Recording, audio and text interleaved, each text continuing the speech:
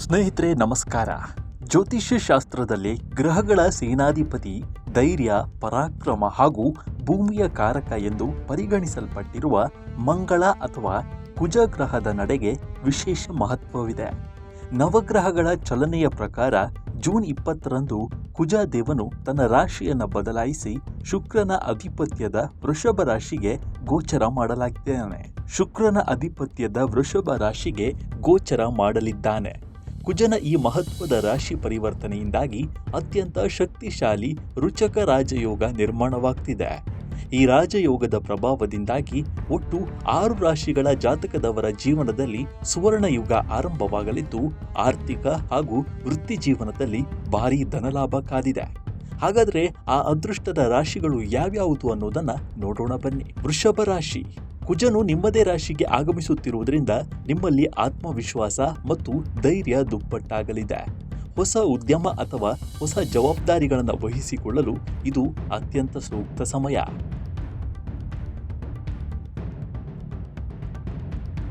ಕರ್ಕಾಟಕ ರಾಶಿ. ಕುಜನ ಈ ಗೋಚಾರ ಫಲವು ಕರ್ಕಾಟಕ ರಾಶಿಯವರಿಗೆ ಅತ್ಯಂತ ವರದಾನವಾಗಿ ಪರಿಣಮಿಸಲಿದೆ. ಉದ್ಯೋಗ ಮತ್ತು ವ್ಯವಹಾರ ರಂಗದಲ್ಲಿ ನೀವು ಅಂದುಕೊಂಡಿದ್ದಕ್ಕಿಂತಲೂ ಹೆಚ್ಚಿನ ಯಶಸ್ಸು ಸಿಗಲಿದೆ. ಸಿಂಹರಾಶಿ. ಸಿಂಹರಾಶಿಯವರಿಗೆ ಈ ರಾಜಯೋಗವು ವೃತ್ತಿ ಜೀವನದಲ್ಲಿ ದೊಡ್ಡ ತಿರುವು ತರಲಿದೆ.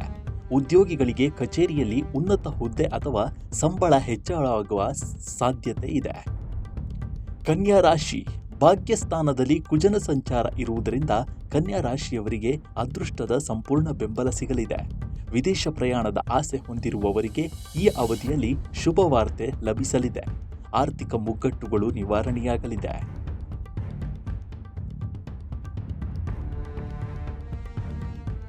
ವೃಶ್ಚಿಕ ರಾಶಿ.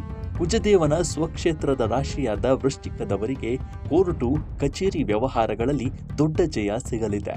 ಹಳೆಯ ಸಾಲ ಬಾಧೆಗಳಿಂದ ಮುಕ್ತಿ ದೊರೆಯಲಿದ್ದು, ಹೊಸ ಹೂಡಿಕೆಗಳಿಗೆ ಇದು ಅತ್ಯಂತ ಸುವರ್ಣ ಸಮಯವಾಗಿದೆ. ಮಕರ ರಾಶಿ.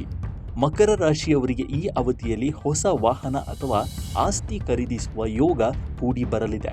ಸ್ಪರ್ಧಾತ್ಮಕ ಪರೀಕ್ಷೆಗಳಿಗೆ ತಯಾರಿ ನಡೆಸುತ್ತಿರುವ ವಿದ್ಯಾರ್ಥಿಗಳಿಗೆ ಉತ್ತಮ ಫಲಿತಾಂಶ ಸಿಗಲಿದೆ.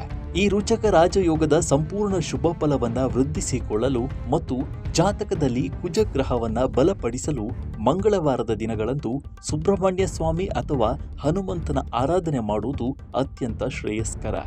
ಬಡವರಿಗೆ ಕೆಂಪು ಬಣ್ಣದ ವಸ್ತುಗಳನ್ನು ಅಥವಾ ಸಿಹಿಯನ್ನ ದಾನ ಮಾಡುವುದರಿಂದ ಕಷ್ಟಗಳು ದೂರವಾಗಿ ಸುಖ ಸಮೃದ್ಧಿ ನೆಲೆಸುತ್ತದೆ. ಈ ರಾಶಿ ಫಲದ ಬಗ್ಗೆ ನಿಮ್ಮ ಅಭಿಪ್ರಾಯವೇನು ಅನ್ನೋದನ್ನ ಕಾಮೆಂಟ್ ಮೂಲಕ ತಿಳಿಸಿ. ಮುಂದಿನ ವಿಡಿಯೋದಲ್ಲಿ ಸಿಗೋಣ. ನಮಸ್ಕಾರ.